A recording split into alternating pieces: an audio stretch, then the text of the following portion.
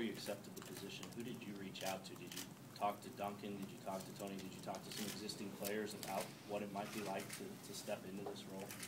Yes. Could you elaborate on that? I did. I'd say the first move I made was to come down here and talk to Tony. And he was cleaning up his office, which took a long time. But it was great. He has always opened that door for me. He's spent the last 4 years really investing into me and talking to me as if I were a manager and growing. So that was one of the first places I went. I did talk with Dave Duncan as well, and had quite a few of the players contact me and support as they heard about the possibility. So just trying to take as much information as I can, which I always do. Mike, you still have a couple players here who you played with, you were teammates with. How will that transition go to being teammates?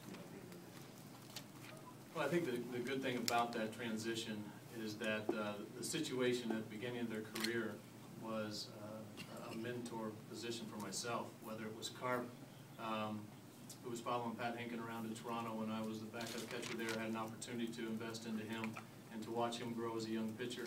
And then obviously with Yachty, able to spend a lot of time together. Even with Waino as he came over from Atlanta, that was a role that I had on the team, was to work with young players. And with that comes the opportunity and I believe the obligation of sometimes calling them out on things that might not be comfortable conversations. So certainly these are people that I have relationships with, but I think we all know we're in for this for the common good. Did you think? When you're, how do you think your leadership skills? How do you kind of planning on carrying that over to kind of making up for the lack of managing experience? Well, I think this is a position about managing people, and it's communication skills and people skills, and then I think you have to show capacity to learn and grow. I think you have to show capability that you know what you're talking about.